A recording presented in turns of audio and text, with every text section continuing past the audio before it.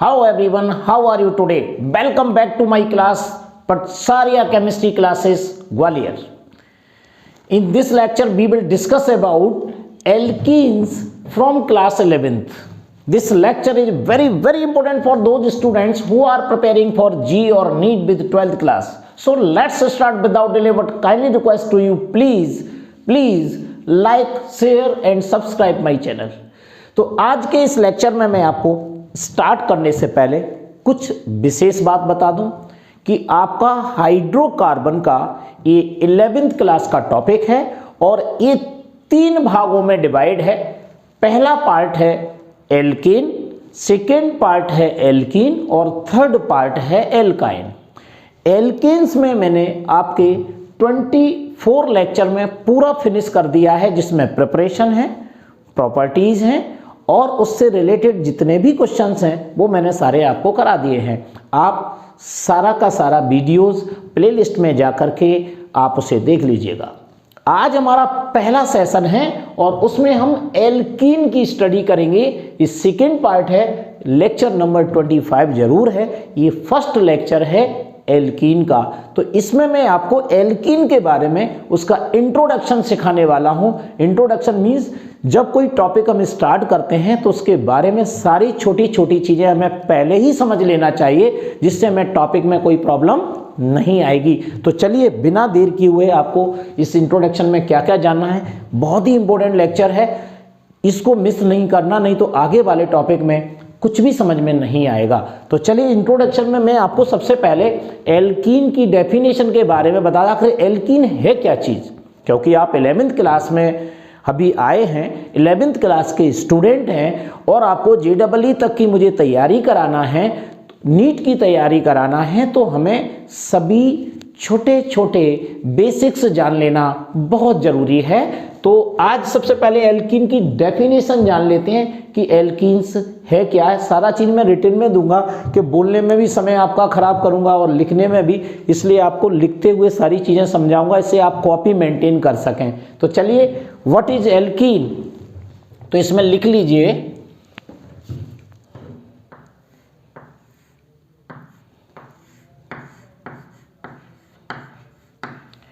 alkenes are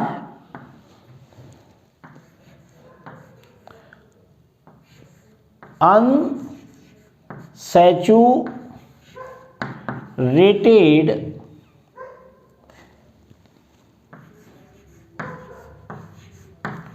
hydrocarbon that contain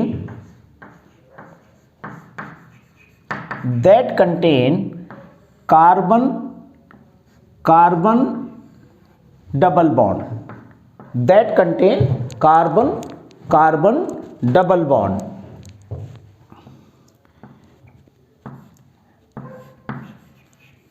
This is also called olefins. Its general formula is CnH2n or R single bond CH double bond CH single bond R. That's all. छोटी सी बात इसमें केवल आपको alkene के बारे में बताना थी, तो वो क्या है, एल्कीन्स आर अनसैचुरेटेड हाइड्रोकार्बन। यानी एल्कीन क्या है, जो हाइड्रोकार्बन्स होते हैं वो 2 टाइप के होते हैं, सैचुरेटेड और अनसैचुरेटेड।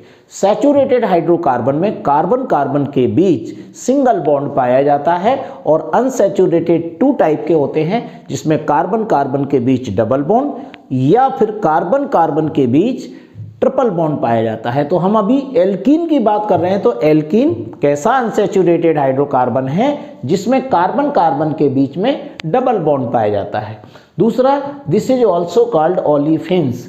इन्हें ओलिफिन्स भी कहा जाता है। क्यों? ओलिफिन्स एक लैटिन वर्ड है और इसका मतलब होता है ऑयल फॉर्मिंग।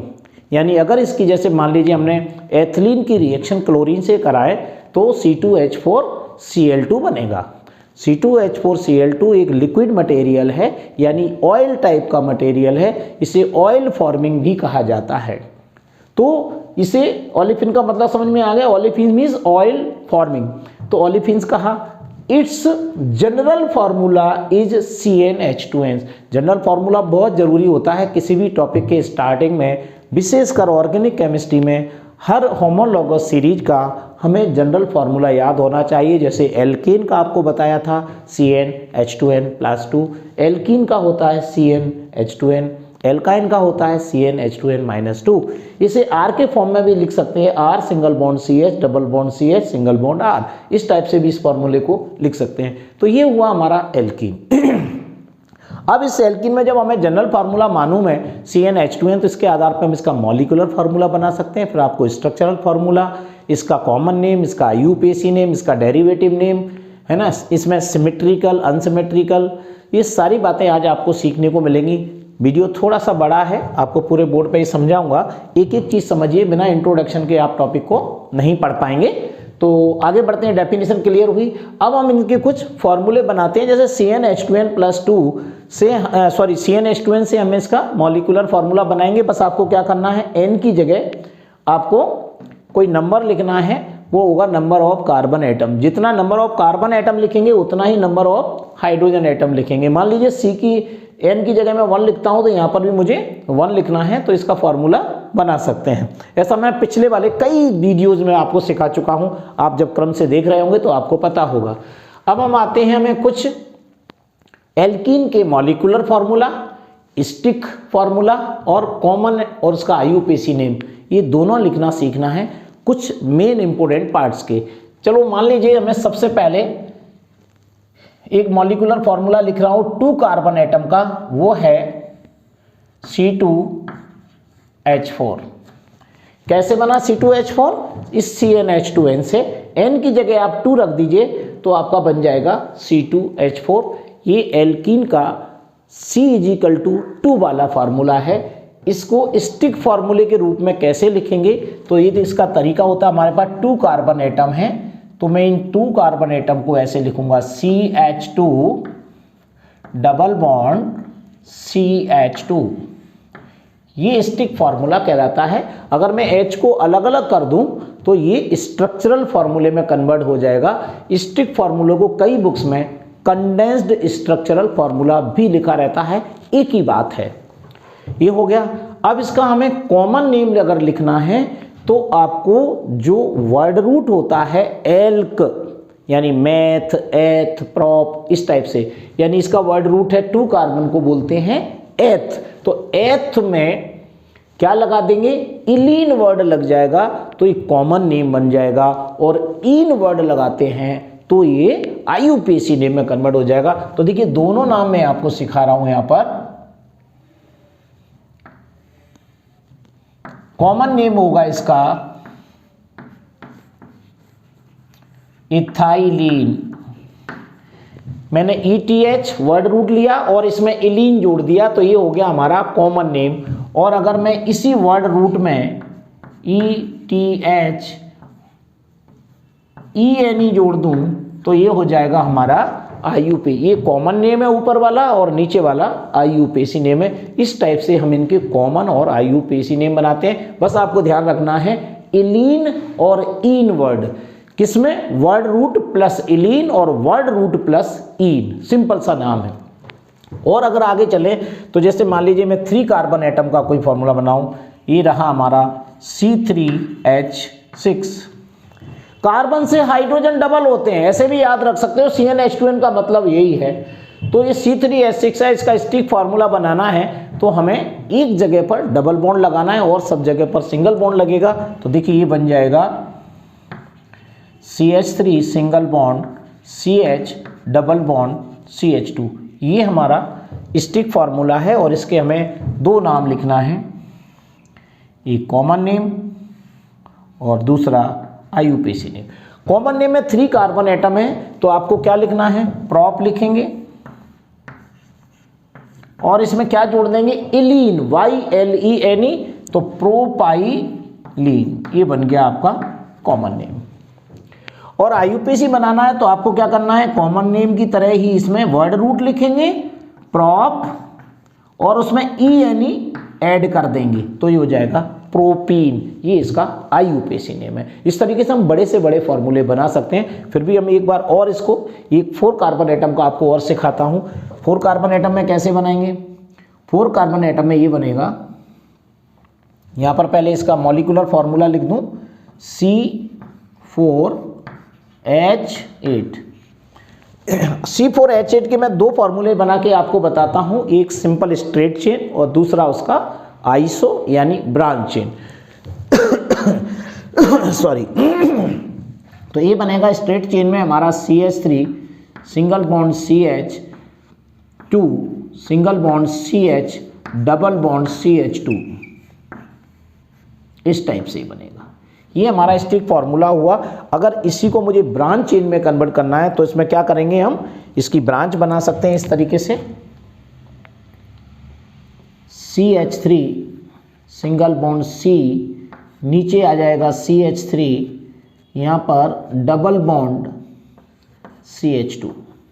इस टाइप से ये इसका आइसो कंडीशन यानी ब्रांच बन गई। यानी C4H8 के ये 2 फॉर्मूले हैं, स्ट्रेट चेन और ब्रांच चेन।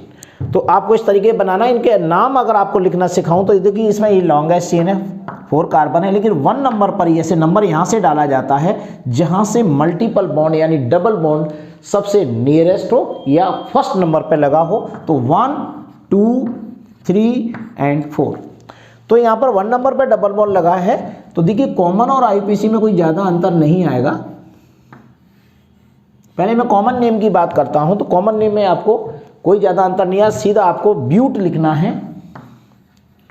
क्या लिखना है, ब्यूट, और इलीन जोड़ देना है, YLENE। 1 नंबर के लिए कोई ऐसी विशेष बात नहीं रहती है, ब्यूटाइलीन, इस टाइप से इसका नाम दिया जाएगा। और IUPAC नेम में 1 नंबर पर डबल बॉन्ड है तो डबल बॉन्ड को रिप्रेजेंट आपको करना पड़ेगा कि इसको कहेंगे ब्यूट,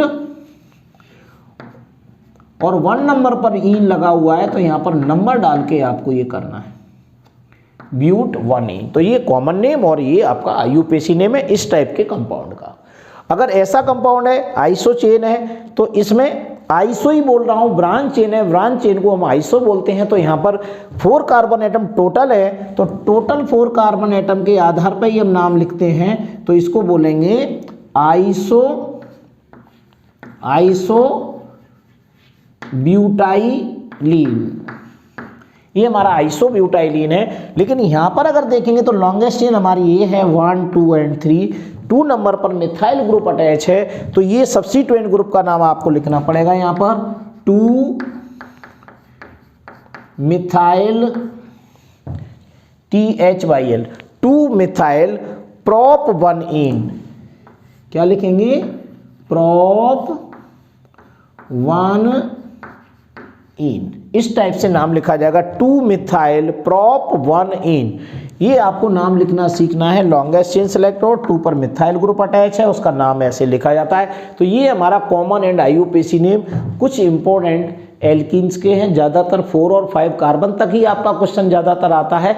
आगे की पूरी सीरीज मैंने स्ट्रक्चरल फॉर्मूले में बड़ी सीरीज सिखाई है, आप उससे भी तैयार कर सकते हैं। अभी चूंकि टॉपिक के हिसाब से हमारा इतना काफ़ी है, आप इसको तैयार करेंगे 11th class plus JEE with NEET. कोई भी आप एग्ज़ाम दे रहे हैं, नीट दे रहे हैं, JEE दे रहे हैं, 11th की तैयारी कर रहे हैं, 12th की तैयारी कर रहे हैं, आपको ये सारे फॉर्मूलों की आवश्यकता पड़ने वाली है।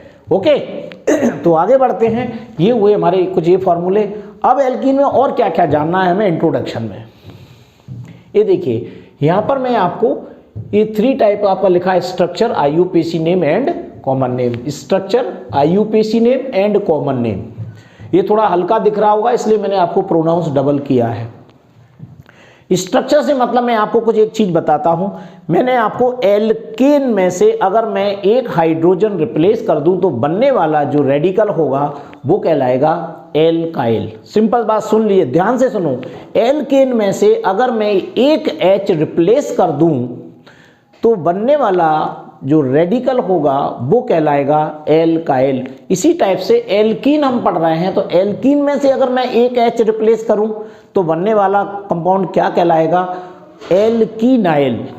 बनने वाला कंपाउंड क्या होगा? एल्कीनाइल। तो एल्कीनाइल कौन से होते हैं, उनके क्या कॉमन नेम है, वो हमें यहाँ पर सीखना है। तो वो कॉमन नेम बताऊंगा और उसके रेडिकल बनाना आपको इसमें सिखा रहा हूँ। जैसे सबसे पहला जो रेडिकल मैं आपको दे रहा हूँ वो ये है, मान लीजिए आपके पास ये है CH2 double bond CH2, sorry एक फॉर्मूला होता है CH2 डबल बॉन्ड CH2, ये वाला फॉर्मूला देख लीजिए। अगर इसमें से मैं एक H रिप्लेस करूंगा तो ये कंपाउंड क्या बचेगा? CH2 double bond CH single bond.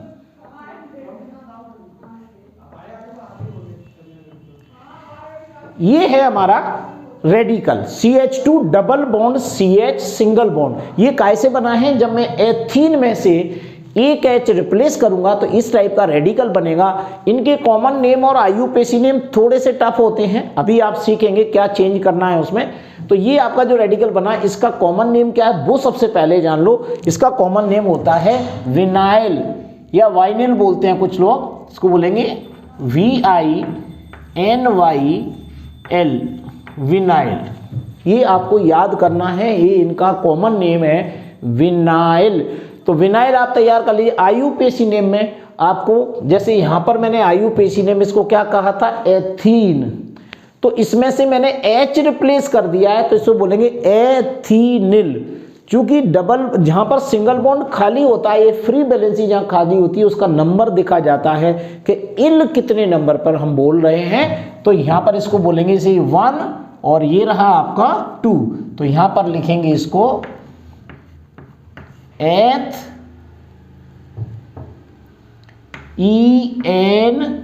Ethene, ई हटा रहा हूं, ETHEN, फिर यहां पर हाइपन लगाएंगे, एथीन 1 इल। ये इसका राइट वे है, एथीनिल।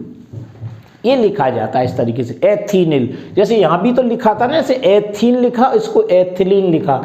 इस टाइप में ये नाम देखिए, कॉमन नेम यहाँ पे स्पेशल ये नेम है, इनको आपको तैयार करना है, इन्हीं नामों से पूछे जाते हैं। तो आपको वाइनिल का फॉर्मूला पता लग गया, CH2 double bond CH single bond, और IUPAC में इसको लिखेंगे एथीन 1 इल। और भी सीखते हैं, नीचे तक आपको समझ में आ जाएगा बहुत कुछ। इसके बाद और एक और फॉर्मूला लेता हूँ थोड़ा इससे बड़ा, सॉरी। अब लिखेंगे यहां पर CH3 single bond CH double bond CH2 CH लिखना पड़ेगा, सिंगल बॉन्ड। देखिए इस टाइप का एक फॉर्मूला मैंने बनाया आपको, CH3 single bond CH double bond CH single bond. देखिए यहां पर मैंने ये वाला फॉर्मूला लिया है, इस फॉर्मूले में से मैंने H यहां से रिप्लेस कर दिया, तो ये कंपाउंड क्या कहलाएगा? रेडिकल के फॉर्म में। तो इसको यहां पर बोला जाता है कॉमन नेम में प्रोपाइनिल,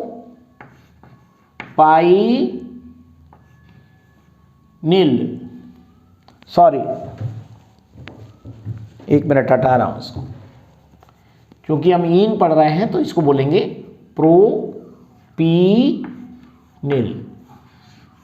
इस टाइप सिंपल नेम है, प्रोपीन है तो प्रोपीनिल हो गया, ब्यूटीन है तो ब्यूटीनिल हो जाएगा, मैथीन है तो मैथीनाइल हो जाएगा। तो मैं इनिल वाला कंपाउंड है, इल बनाना है। IUPAC में कैसे सोचेंगे? यहां से गिनती करेंगे, यहां से नहीं, यहां से काउंटिंग करेंगे 1 2 एंड 3। तो बस आपको क्या करना है, 3 कार्बन एटम है तो 3 कार्बन एटम को बोला जाता है प्रोपीन, और 1 नंबर पे बॉन्ड लगा हुआ है, खाली वैलेंसी से इल कहा जाता है, तो ये हो जाए प्रोपीन 1 इल, ये प्रोपीनिल कहलाएगा।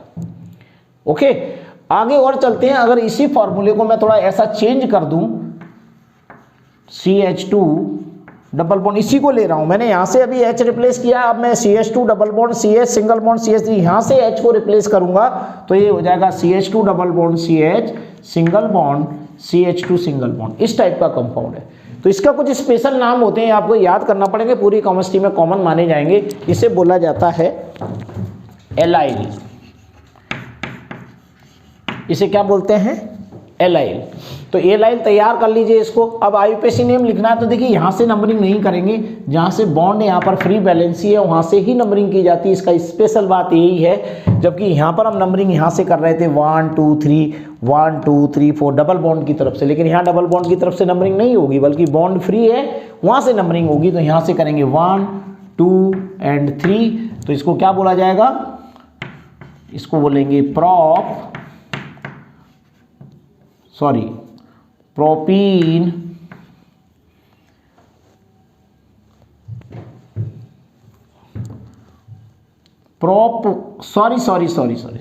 डबल बॉन्ड की भी नंबरिंग यहां पर देना 1 2, तो 2 नंबर पे डबल बॉन्ड लगाया तो प्रोप 2 इन 1 एल, ये देखिए ये बनेगा। नंबरिंग की तो आपने पहले लिखा प्रोप, यानी वर्ड रूट का नाम प्रोप हो गया। डबल बॉन्ड 2 नंबर पे है तो आपको लिखना पड़ेगा 2 इन, यहाँ पर डबल बॉन्ड पहले नंबर पे ही था तो 1 को मैंने रिप्रेजेंट नहीं किया था, कोई जरूरी नहीं होता है। तो प्रोप 2 इन और 1 नंबर पर इल लगा हुआ है। इस एग्जाम्पल से आप समझ पाएंगे कि इस टाइप के क्वेश्चन का आईयूपीएसी नेम कैसे लिखा जाएगा। यही सबसे चैलेंजिंग काम होता है कि यहाँ पर आप गलती करते हैं। जैसे कई बुक्स में प्रोप 2 इन की जगह 2 प्रोपीन 1 इल लिखा रहता है, तो आप उसको भी राइट मान सकते हैं, लेकिन आज की डेट में प्रॉपर वे में अगर आपको लिखना है तो ये प्रोप 2 इन 1 इल ही लिखना है। नेक्स्ट चलते हैं, एक एग्जांपल मैं और बताता हूं अभी आपको। अगर मैं ऐसा कोई कंपाउंड ले लूं CH3 single bond CH double bond CH single bond CH2 single bond, ऐसा कोई कंपाउंड ले लो, तो इसका हम कॉमन या आईयूपीएसी नेम कैसे लिखेंगे। तो ध्यान रखिएगा, ये हमारा कहलाता है क्रोटाइल, ये इसका कॉमन नेम है। आईयूपीएसी में नंबरिंग यहां से करेंगे 1 2 3 एंड 4, तो यहां पर लिखना पड़ेगा आपको ब्यूट। कितने नंबर पर डबल बॉन्ड है, 2 नंबर पर है तो लिखेंगे ब्यूट 2 इन, 1 पर इल लगा हुआ है तो लिख देंगे 1 इल। इस टाइप से आपको नाम लिखना है। अगर मैं इसकी आइसो चेन बना दूं तो और ही इंटरेस्टिंग फार्मूला आपका बन जाएगा। जैसे मैं इसको लिखूं CH3 सिंगल बॉन्ड C, नीचे CH3, यहाँ पर डबल बॉन्ड और CH की जगह सिंगल बॉन्ड। देखिए कंप्लीट बैलेंस्ड है। इस टाइप का अगर आइसो कंपाउंड है तो हम कैसे लिखेंगे, तो यहाँ तो सिंपल इसे लिखा जाएगा आइसो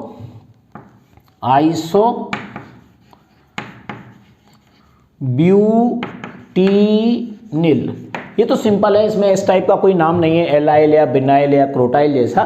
तो आइसो है ये कंपाउंड, तो आइसो ब्यूटीनिल बोलना है आपको कॉमन नेम में। लेकिन आईयूपीएसी नेम में यहाँ से नंबरिंग करेंगे 1 2 एंड 3 इस टाइप से। मिथाइल ग्रुप 2 नंबर पर अटैच है तो मैं यहाँ पर लिखूंगा 2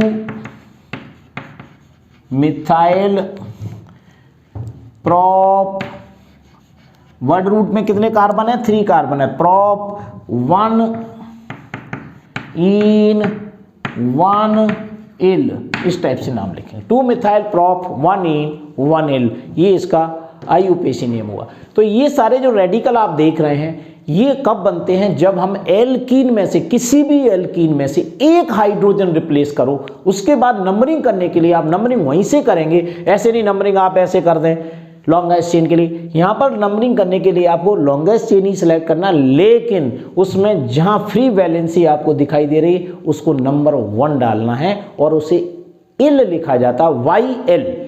ओके, ये हुए हमारे कुछ और नेम। और आगे सीखते हैं, कुछ डेरिवेटिव नेम भी इसमें जरूरत पड़ती है। वो डेरिवेटिव नेम क्या है उन्हें और सीख लीजिए। ये भी एक सिंपल ट्रिक बताता हूँ। मैं कुछ स्ट्रक्चर लिख रहा हूँ, उसका डेरिवेटिव नेम लिख के बताऊंगा, और उन डेरिवेटिव नेम में हमें ध्यान रखना है वो सिमेट्रिकल है या अनसिमेट्रिकल है। तो सिमेट्रिकल और अनसिमेट्रिकल एल्कीन का ये फॉर्मूला लिखना मैं आपको बता रहा हूँ। कैसे पहचानेंगे वो भी चीज़ आप देखेंगे। तो देखिए, सबसे पहले मैं एक फॉर्मूला लिख रहा हूँ यहाँ पर, CH3 single bond CH double bond CH2, यहाँ पर मैं केवल डेरिवेटिव नेम बताऊंगा यहाँ इनके, क्योंकि आईयूपीएसी और कॉमन नेम आप सीख चुके हैं और रेडिकल के नेम भी बनाना आप सीख गए हैं।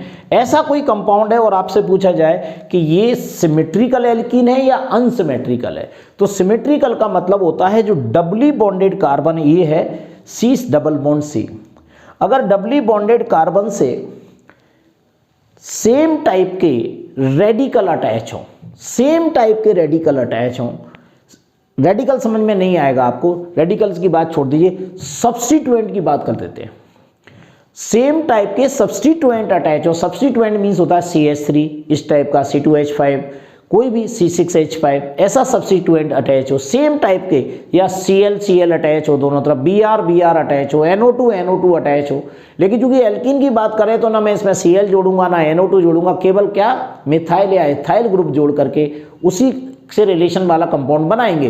तो यहां पर मैं देख रहा हूं डबली बॉन्डेड कार्बन से सेम टाइप के सब्स्टिट्यूएंट अटैच हैं तो समझ लीजिए वो सिमेट्रिकल है, और डिफरेंट टाइप के या एक ही साइड में अटैच है तो उसे कहेंगे अनसिमेट्रिकल। जैसे ये कार्बन कार्बन से इस साइड में एक सब्स्टिट्यूएंट CH3 अटैच है, अब ऐसा CH3 इधर अटैच नहीं है तो ये अनसिमेट्रिकल कहलाएगा। डेरिवेटिव नेम लगाने के लिए इसमें डबली बॉन्डेड कार्बन को क्या बोला जाता है, इथाइलिन, और इससे जो जुड़ा हुआ पार्ट है CH3 इसका नाम लिख देते हैं, तो इसका नाम लिखेंगे मिथाइल और इसको बोलेंगे इथाइलिन। इस टाइप से इसका डेरिवेटिव नेम लिखा जाता है और उसका नेचर बताया जाएगा कि सिमेट्रिकल है या अनसिमेट्रिकल। तो देखिए इतने पार्ट को बोलेंगे इथाइलिन, इससे कौन अटैच है, मिथाइल, और ये कैसा है, अनसिमेट्रिकल है। तो यहाँ पर लिखूंगा मैं अनसिम, शॉर्ट में लिखा जाता है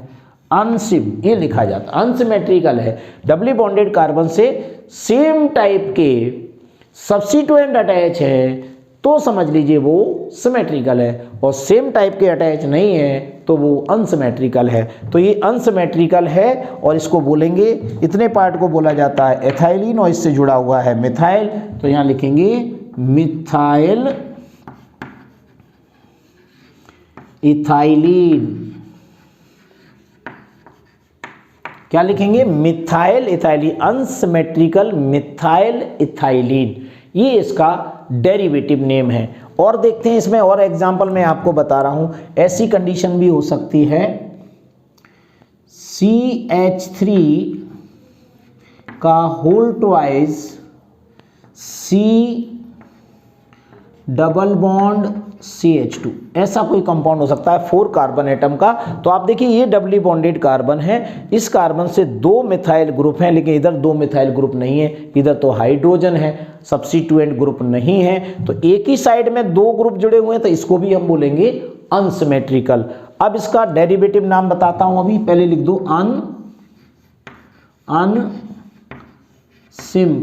अनसिम लिख करके, और फिर इसका देखते हैं, इसको तो बोलना है इथाइलिन, लेकिन यहां पर 2 मिथाइल ग्रुप एक ही कार्बन पर अटैच है तो इसे बोलेंगे डाई मिथाइल इथाइलिन। तो इसका नाम हो जाएगा डाई मिथाइल इथाइलिन। एथीन नहीं बोलना है, यहां पर डेरिवेटिव नेम में इथाइलिन ही बोलना है, और जुड़े हुए जो सब्स्टिट्यूएंट हैं उनका नाम लिखना है। तो अनसिमेट्रिकल डाई मिथाइल इथाइलिन, समझ में आ गया होगा। अब मैं आपको एक सिमेट्रिकल का एग्जांपल देता हूं।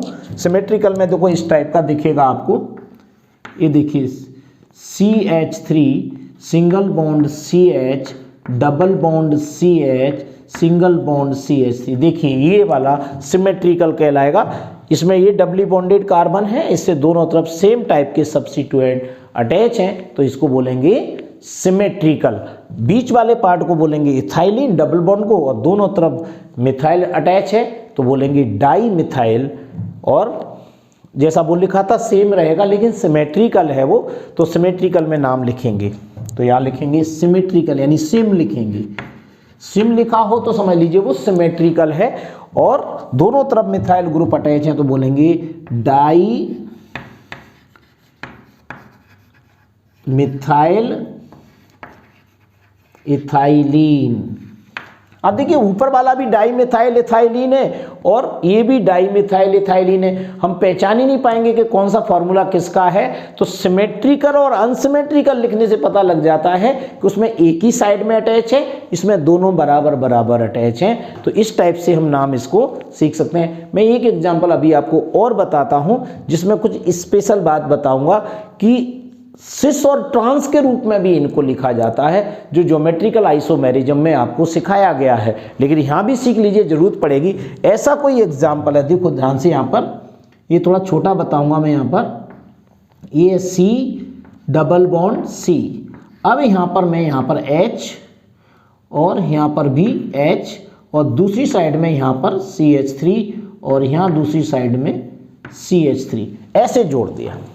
देखिए ये फॉर्मूला यही वाला है, लेकिन मैंने क्या किया, डबली बॉन्डेड कार्बन से दोनों तरफ मैंने सेम साइड में H अटैच है, सेम साइड में CH3 अटैच है। ऐसा भी हो सकता था कि ये H और CH3 को मैं अपोजिट कर दूं तो दोनों H एक दूसरे से अपोजिट साइड में चले जाएंगे।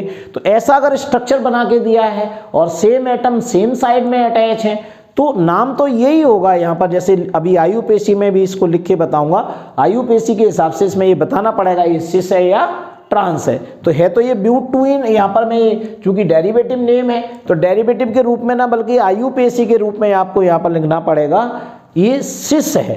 तो सिस ब्यूटूइन ऐसे नाम देना पड़ेगा, या सिस ब्यूटाइलिन कॉमन नेम में लिख दो सिस ब्यूटाइलिन, या ऐसे भी लिख सकते हो सिस डाइमिथाइल इथाइलिन। लेकिन ये कैसा कहलाएगा, सिस कहलाएगा। तो यहाँ पर आयुपेसी कॉमन नेम या डेरिवेटिव नेम की बात नहीं है, वो तो आप सब बनाना सीख ही गए हैं। लेकिन इस टाइप का अगर स्ट्रक्चर है जिसमें हाइड्रोजन या मिथाइल ग्रुप सेम साइड में अटैच है तो इसको सिस कहा जाएगा। सिस ब्यूट टू इन, सिस ब्यूट टूइन, ये मैंने यहाँ पर आयुपेसी नेम लिखा है और सारे के सारे डेरिवेटिव नेम लिखे हैं। आप डेरिवेटिव के रूप में इसके नाम को भी लिख सकते हो, कॉमन के रूप में भी इसका नाम लिख सकते हो। सेम पैटर्न है जो आपको ऊपर सिखाया है। अगर इसी H को मैं इसमें दोनों में से एक को चेंज कर दूं या इधर में से किसी एक को ही चेंज करना है तो H 180 डिग्री पर पहुंच जाएंगे या CH3 180 डिग्री पे आपको दिखाई देंगे, तो समझ लीजिए ये ट्रांस है। तो सिस और ट्रांस के रूप में भी नाम दिया जाता है, जेड और ई के रूप में भी नाम दिया जाता है। ये अलग पार्ट है, दूसरे लेक्चर में हम सीखेंगे। तो यहाँ पर सिस, सिम, अनसिम और डेरिवेटिव नेम, दूसरे में ये कुछ कॉमन नेम बताए हैं, इनको आपको याद करना है। यहाँ पर आपको ये सारे कॉमन और आयुपेसी नेम सीखना है और उसकी डेफिनेशन। इंट्रोडक्शन में हमारा एल्कीन में इतना ही आपको करना है। उसके बाद हम आगे बढ़ेंगे, इसमें जो जो चीज़ें आपकी आती जाएंगी, जैसे प्रिपरेशंस हैं, सारी प्रिपरेशंस पढ़ेंगे। अगर उसकी कोई मैकेनिज्म है तो मैकेनिज्म बताएंगे, मैकेनिज्म जरूरी नहीं है तो नहीं बताएंगे। उसके बाद इनकी प्रॉपर्टी यानी केमिकल प्रॉपर्टी सारी पढ़ेंगे, बहुत इंपॉर्टेंट है। और इससे रिलेटेड बहुत सारे क्वेश्चंस बीच बीच में आएंगे, वो आपको सिखाए जाएंगे जिससे कंपटीशन का कोई भी क्वेश्चन मिस नहीं हो। लेक्चर देखने के बाद आपके मन में क्या विचार आते हैं कमेंट सेक्शन में जरूर बताइए। So thank you very much. Next lecture will be continue.